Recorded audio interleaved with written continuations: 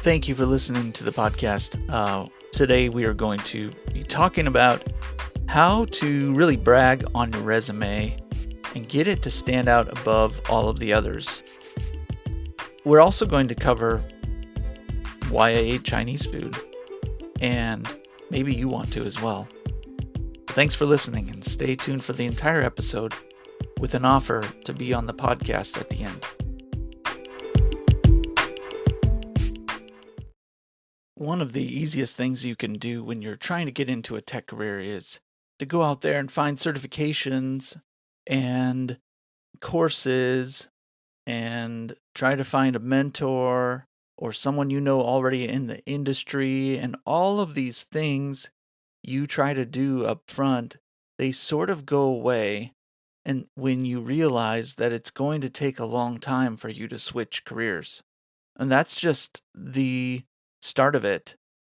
So we have this idea that switching a career means just getting the the courses or the knowledge. I think it would be knowledge that we need to switch, and then we think that other people will see our knowledge and give us what we would want, which is to switch into a tech career.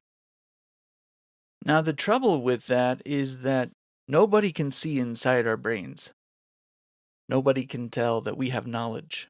The only way they can tell is if they get us into an interview, ask us questions, and then if it's a non-proctored interview, they have to trust that we're not looking at a cheat sheet or a post-it note, or surfing the internet to get problems. So then in the interviews, you have technical interviews where you're doing a whiteboard in front of them, diagramming things or coding, or I've done in my experience a napkin sort of diagram of how I would solve a problem, or in front of a group in person. You've of course got the whiteboard, or you can even get your computer. I've had that where you have your computer there and you are doing a solution right in front of them, and that can be nerve-wracking. So the point of all that is they're trying to see your knowledge, and they can't see it before they go into all those things. And so there's a point where HR, recruiters, the CEO of a startup, they're going to evaluate your resume and try to judge and make a smart decision. Is this person worth getting to the next level, which is an interview? And so on a resume, this is where we have to show our knowledge.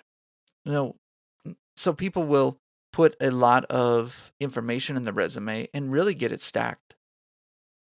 So the resume ends up looking like basically we're bragging about what we know. That is the way that most people head into applying for jobs, is they'll get their resume stacked with a bunch of information to show what they know. Now today, I want to go a little bit into how to get the resume to a point where people see your knowledge, or they can trust that you know something that they need you to know for the position, so that they can take a risk that's calculated and going to be a financial and a time risk. That they can take a risk and get you into an interview, because that's what it's all about. Now, let's say you wanted to start a company, okay? Ideally, you would look for employees, and you'd want to look at every single employee out there possible, because there might be someone who has some skills that we want in this company, but we can't see it on the resume because, frankly, a lot of people in the tech world just aren't good at creating resumes. So we want to give everyone the benefit of the doubt. So what we'll do is we'll just take a year and try to interview as many people as possible, so that we can make sure we don't overlook candidates that might be good for us, but their resume is bad. And then not overlook or blow by the candidates whose resumes look great, but they're not going to be a good fit for the company. Now, why doesn't that happen? Well, that's just because we don't have in this company, you don't have unlimited resources and unlimited time. So the resume is all about helping employers and recruiters save time so that they can get the right people, which should be you, we think. Maybe it's not you, but it should be you into an interview process, and so that they can start dwindling down the number of applicants. You need to get your resume to be something that shows that you have knowledge. Now, the best way, think of in your mind, think of how you know a plumber has knowledge to solve something. If you need a plumber or a drain cleaner, we need drain cleaners a lot.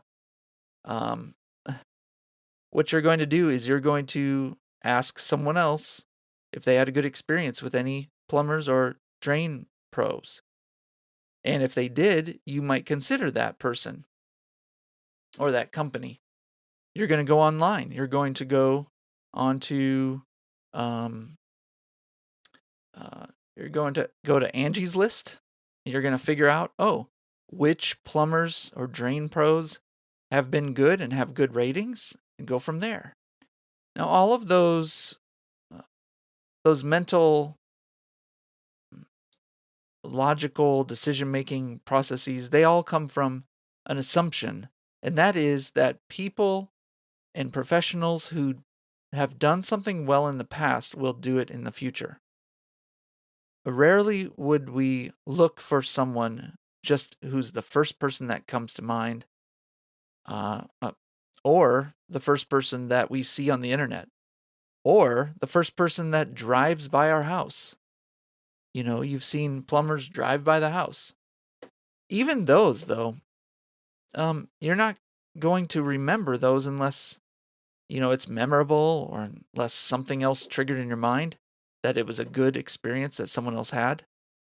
I guess the ultimate thing is we make judgments based on what the world around us says about people.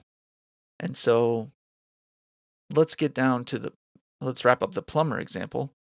If you have a pipe that's leaking in your house, how ridiculous would it be for you to just go outside, wait for a plumber to drive by and wave him down and come in and fix the problem? That's ultimately ridiculous, assuming that the plumber would even have time to do that. But it's completely ridiculous. And but that's exactly how so many people I've seen get their resumes ready and then submit to job requisitions.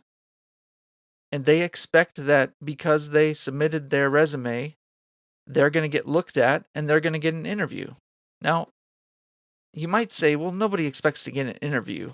Well, most people expect to get an interview after 10 applications, or 20, or 100, or like I saw on one board, someone who submitted thousands, quote, thousands, end quote, of resumes and job applications.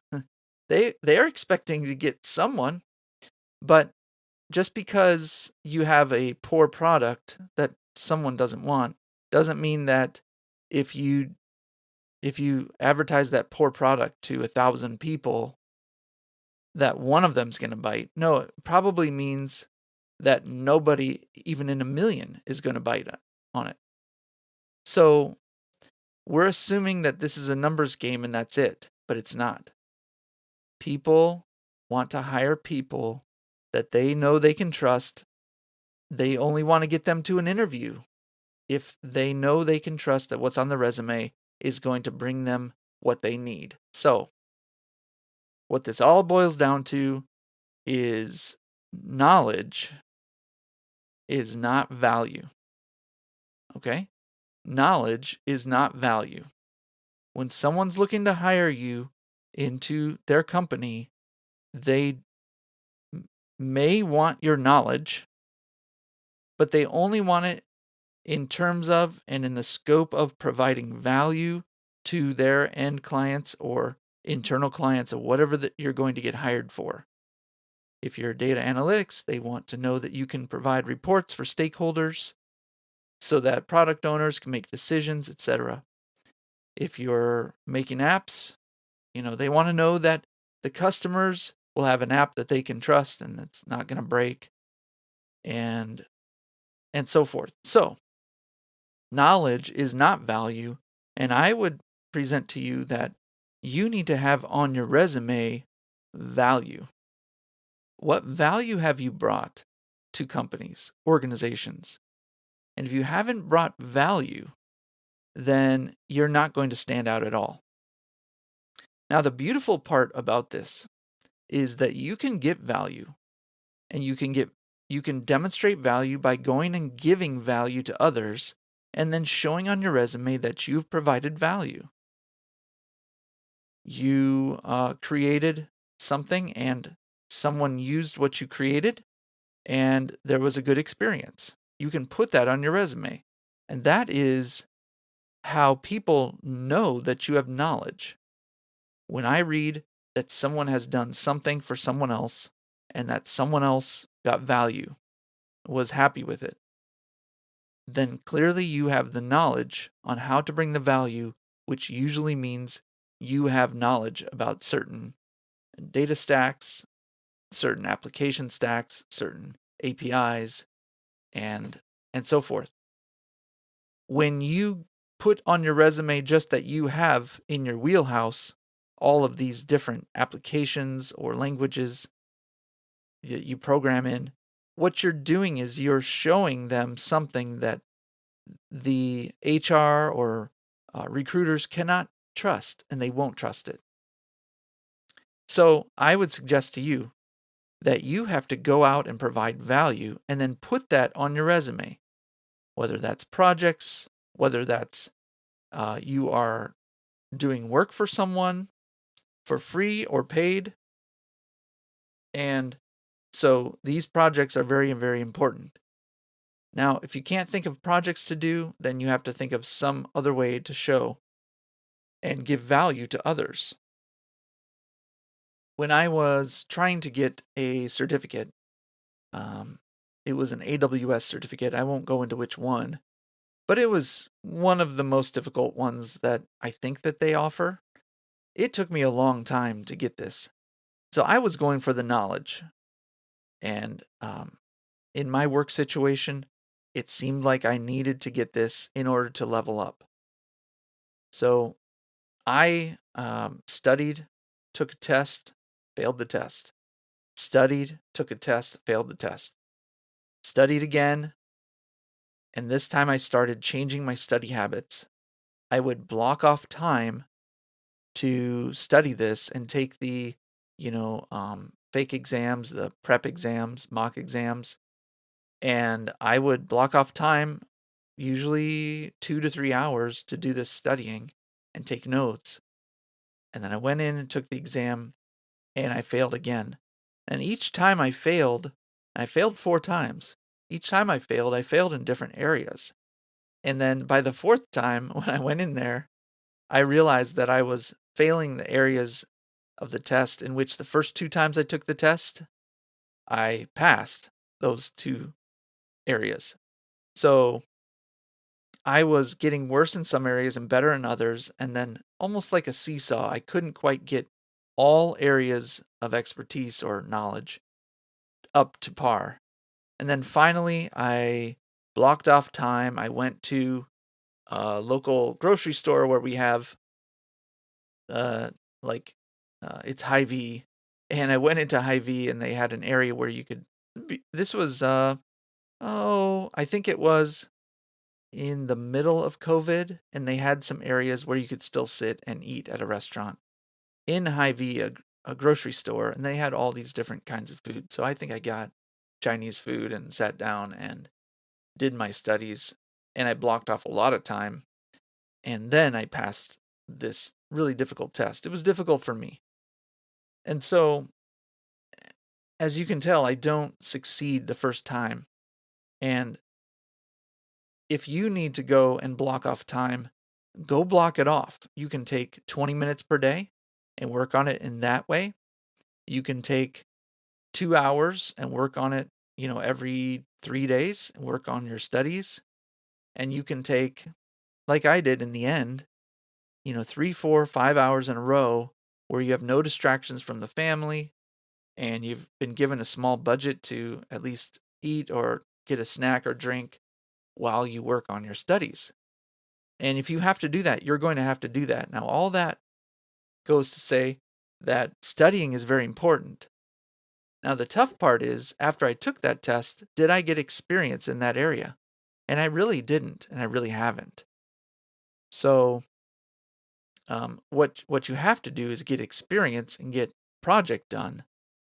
And the way to do that is, of course, to get a client or a friend or a buddy or someone that you know who needs some work that you can do for them. And when you do that work, you can show on your resume that you've provided value in that certain area. The other thing that's going to happen, the most efficient way to study, is to have a project, because when you have a project, you start to realize you don't know certain aspects of an industry or of a stack or of a language. You just don't know what you don't know until you are under the gun to get something done.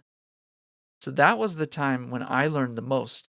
And I think my clients have learned the most when they've had something to get done and they're under the gun, they have a timeline, they've sold the product to someone and they have to fulfill the order and get it done. Then that's when you really study, because that's when you look up the things you don't know and you have to get that and go to the next thing.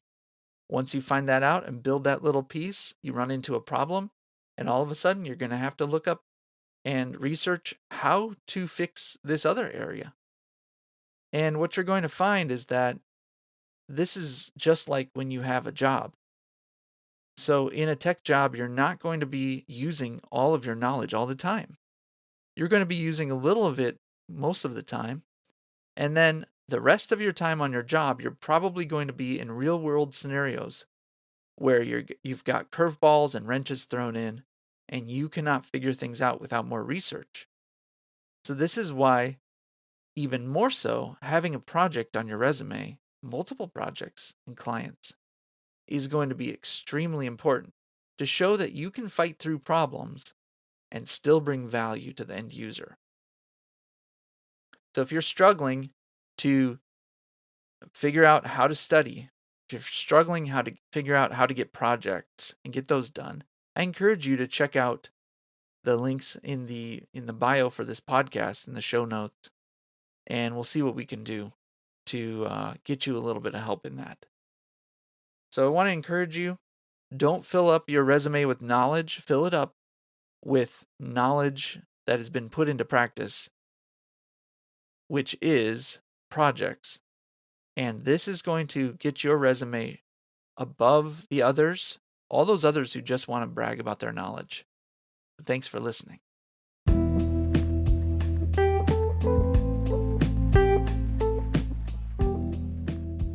Now that you've listened to this episode, you've thought about your knowledge versus value and how to get value.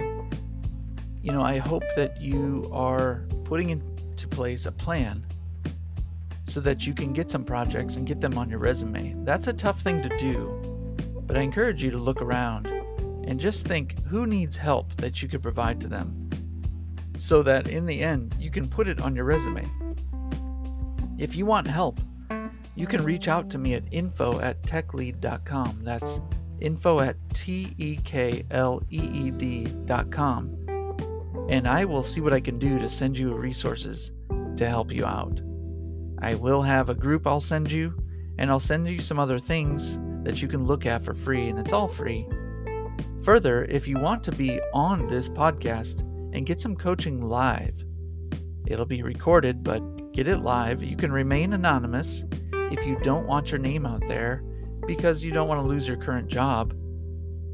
Well, getting on this podcast might give you a little bit of an opportunity to not only get help, but also to test your interviewing skills, to see what you really know. It won't be a technical interview at all, but you can kind of see how you'll perform in a situation.